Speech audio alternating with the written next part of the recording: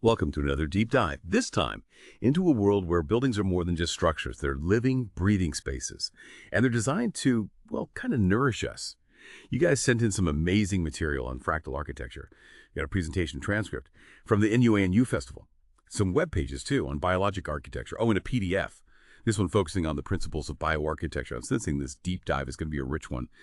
Ever walked into a room and felt instantly energized? Like the walls are, I don't know, pulsing with life. What if the shapes and the materials, everything we use to build could impact how we actually feel, our health, our well-being, the whole thing? We're going to explore that today. Buckle up, because this one might change how you see the world. Let's start simple. Fractals. You've heard the word, but what's it really about? Think of a head of lettuce. Those smaller leaves, they kind of mirror the shape of the bigger ones, right? It's like a pattern, repeating itself, but at different sizes. That's self-similarity, the heart of fractals. And this NUANU presentation, it takes things further. It describes the universe as this vast ocean of electrical charge, like constantly organizing itself into patterns. You see it in spiral galaxies, you see it in hurricanes. Heck, you even see it in us, our own bodies. And what's amazing is the role the golden mean plays in all this. The phi ratio, some call it. This mathematical proportion, it's everywhere in nature. Petals in a flower, how branches grow on a tree, even our hands, the proportions there. It's like a fundamental code for self-organization in the whole universe. Okay, so we've got fractals, we've got this golden mean thing popping up all over in nature. But how does this translate into like actual buildings? What happens when we start designing building with these natural principles in mind? Imagine charge, spiraling inwards, following this golden mean path. As it moves towards the center, it speeds up, creates a powerful energy field, shaped like, well, a donut. We call it a torus. And these toric fields, they're everywhere, from tiny atoms to, giant galaxies. Now, picture a forest teeming with life. It's actually full of these tiny toric fields, trillions of them. They create this environment that's, well, rich in beneficial charge. Makes me think about those nature walks I love, that feeling you get. So energized, rejuvenated. And remember, the NUANU presentation talked about humans being electrical beings. Could that charge-rich environment be why we feel so good in nature? You're onto something there. Our bodies, they seem to thrive in those charge-rich environments. Think about it. The difference between walking through a forest, so alive, and that, well, sterile feeling you get in a hospital. And there's this researcher, Jerry Tennant. His work shows healthy cells, they maintain a specific electrical voltage. Any change from that, and, well, disease can happen. So if nature's like an electrical boost, are our modern buildings doing the opposite? With all the synthetic materials, boxy designs, could they be draining us of that vital charge? It's a great question. And some of those early bioarchitecture researchers, they were thinking the same thing. Philip Callahan, many consider him the grandfather of this whole field. He used these radio antennas to measure the subtle electrical fields around trees, around old buildings. And he found something interesting. Structures built with natural materials, natural shapes, they actually resonated with the Earth's own frequency. The Schumann resonance, it's called, creates a much more harmonious environment, one that supports life. It's like we've stumbled upon a secret language of energy, of shapes, a language nature's been speaking all along, and there are others too. Dan Winter, Juan Schlosser. Bioarchitects, measuring the life force of buildings, using, get this, gas discharge visualization, and even seed germination tests. Fascinating stuff. What can you tell us about their work? It's groundbreaking, really. They're finding that structures built with those natural materials and fractal designs, they actually have this higher capacitance, it's called. Basically, they can hold more of that good charge we've been talking about. And what's really incredible is that they're finding these buildings actually help plants grow better. The OVO project, for instance, that's this 3D printed structure shaped like an egg. It actually enhances seed germination. Pretty I think amazing. these buildings are batteries, storing up good energy. And speaking of hidden energies, this PDF by Michael Rice, it talks about geomancy, the study of earth energies. How's that tie into all of this? Well, geomancy, it starts by understanding that the Earth itself has this energy flow beneath the surface. And some areas can experience what we call geopathic stress, caused by things like underground water veins, magnetic fields, all sorts of stuff. So like the earth has its own energy acupuncture points. That's one way to think about it. And bioarchitects, they use tools like dowsing, magnetometers, to actually map these energy lines before they even start building. It helps them design a structure that, well, flows with that natural energy, a more balanced environment. Building in tune with nature. I like it. Makes you think, though, about our modern construction. All that steel and concrete. Could we be creating a new kind of geopathic stress without realizing it? We've come a long way from those ancient builders. They seem so in tune with these subtle energies. You've got a point there. Steel and concrete buildings, so often raised high off the ground, filled with electromagnetic pollution from wiring, all our devices. It could be disrupting that natural flow and maybe even contributing to some health problems. Sobering thought. But also, it's empowering to realize we have the knowledge and the tools to design spaces that actually support our well-being. So what are some of the key takeaways here? How can bioarchitecture create these spaces that, well, support life and make us feel good? Well, one of the big things is harnessing those natural energy fields. Remember those toric fields we talked about? Bioarchitecture, it's all about creating spaces that kind of resonate with those energies, like tuning a musical instrument. So it creates harmonious sounds. This whole capacitance thing is really interesting. You said bioarchitecture structures can hold more of that good charge, right? What does that even mean? Like, how does it actually make a space feel different? Think of it like this. Capacitance, it's like a material's ability to hold an electrical charge. Natural materials like wood, stone, clay, they're like sponges for this good charge. They've got this high dielectric constant, which means they're really good at storing it. Ever notice how grounding it feels to walk barefoot on the earth or even just hug a tree? Part of that is those natural elements. They're helping to balance our own electrical fields, replenish them. Makes sense. I always feel way more relaxed, more at ease when I'm surrounded by nature. So those synthetic materials like steel and concrete, I'm guessing they don't have the same effect. Nope. They often have a much lower dielectric constant. They can actually block the natural flow of energy, act as insulators, almost. That might be one reason why modern buildings can feel so, I don't know, sterile, lifeless. They just don't have that natural capacitance, can't support that thriving energy. And it seems like we're surrounded by these synthetic materials constantly. So materials matter. But what about the shape of a building? We talked about the golden mean fractal patterns. Do those actually impact the energy? It comes down to creating what we call a centripetal energy flow, or implosive. Think of a whirlpool, how the water spirals inwards, getting faster and faster, building energy.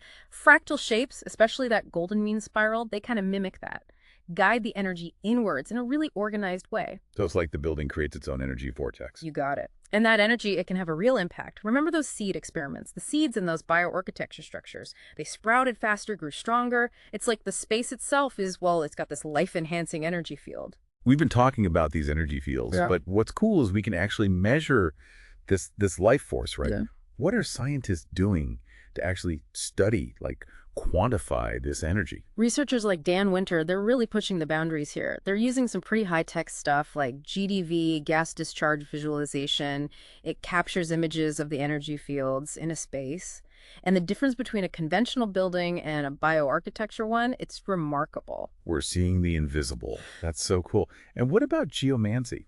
The earth energies. How are bioarchitects actually working with those in their designs? Well, first you got to understand the Earth, it's a dynamic system, energetically. Just like we have energy meridians in our bodies, the Earth has these energy lines flowing beneath the surface. Geopathic stress, that's when those lines get messed up, distorted. Could be underground water veins, geological faults, even the buildings we build on top. And you're saying that can actually, like, impact our health. It's not just about feeling good, it's about actually being healthy. Exactly. Spending too much time in a place with geopathic stress, it's been linked to all sorts of problems. Fatigue, insomnia, even worse things. It's like this constant drain on your energy. Like imagine building a house right on top of a powerful underground stream. It could be messing with the energy flow, creating this zone of geopathic stress. Whoa. Makes you think twice about where you live, right? So what do these bioarchitects do about this geopathic stress? Any special techniques? Oh yeah, they use all sorts of things. Dowsing, magnetometers to map out those energy lines before they even start building so they can design a structure that works with the flow, minimizes the stress, creates a space that's more balanced, supportive for the people who'll be living or working there. Like acupuncture for the earth, restoring the balance. Yeah. Bioarchitecture is not just about the building, is it? It's the whole environment, how it connects to us. You got it. Everything's interconnected. It's a holistic approach. It's not just the structure, it's the energy, how it all interacts. It's about creating spaces that are aligned with nature, support us on every level, body and soul. This is such a different way of thinking about design. Yeah. Compared to how we usually do things, focused on how it looks, how it functions. Definitely.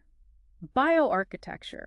It's about opening our awareness tuning in to those unseen forces that shape our lives, creating spaces that nourish us, not just physically, but, well, spiritually too, connecting us to the earth, to that energy that sustains everything. This is eye-opening stuff.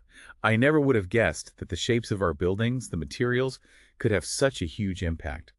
I'm looking at my own house totally differently now. It's a big shift, isn't it? And we're just getting started. There's so much more to explore with bioarchitecture. Well, on that note, I definitely want to hear about how these concepts are actually being put into practice.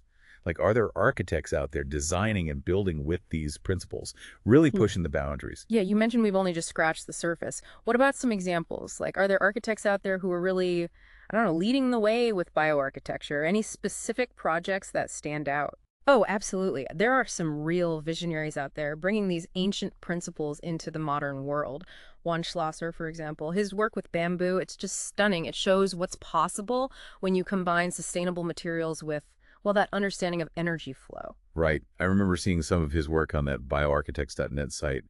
Those bamboo structures, wow, they're like works of art. But it sounds like there's so much more to them than just, how they look. Exactly. Those bamboo domes, they're really a testament to what bioarchitecture can do, even on a larger scale. Bamboo itself, it's an amazing material. Strong, flexible, incredibly sustainable. But what Schlosser does, it's how he incorporates the golden mean, those fractal patterns, right into the design. He's weaving the language of nature into the building itself. I love that. And the results, people who spend time in those domes, they talk about this sense of peace, clarity, this feeling of enhanced well-being. Like the space itself is supporting them energetically. That's powerful. It really shows how bioarchitecture can create spaces that, well, they nourish us on a deeper level.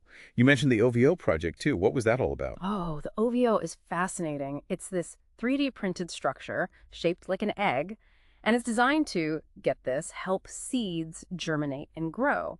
The shape itself, based on the golden mean spiral, it creates this concentrated energy field that, well, it just promotes life. Like a high-tech incubator for life powered by, well, fractal architecture. That's it. And it's not just about plants. Klaus Bamberg, the guy who created the OVO, he believes that humans can benefit from being inside it too. He even compares it to being inside a sacred temple. It's funny, we've talked about bamboo domes, 3D printed eggs, even ancient stone circles. All these structures that tap into that natural energy flow, there's always this sense of, I don't know, something sacred about them. Yeah, it's a deep connection. Humans have always, I think, intuitively understood that we need to align our buildings with nature, those rhythms, those patterns. Think about those ancient temples, those sacred sites. They were often designed with specific geometry, alignments, all to enhance the energy, create that connection to something bigger than ourselves. Bioarchitecture, in a way, it's like we're rediscovering that ancient wisdom. And maybe we've lost touch with it a little bit in our modern world. We're so focused on, efficiency, making things functional. We forget about the energy of the spaces we live in. I agree. Bioarchitecture, it's an invitation to reconnect with that deeper understanding, to create spaces that nourish our souls, not just our bodies. This deep dive has really got me thinking. We started with fractals, ended up talking about the art of bioarchitecture. It's amazing how much our buildings can impact us, our health, our well-being, everything. It's true. And what we've seen is that bioarchitecture gives us a way to create spaces that are more than just functional, spaces that are truly life-enhancing. They resonate with nature, support us energetically, connect us to the world around us. I'm leaving this conversation feeling, honestly, both inspired and energized. It's a whole new perspective on the power of design, materials, even just our intention when we create a space. That's great to hear. And my advice, keep exploring.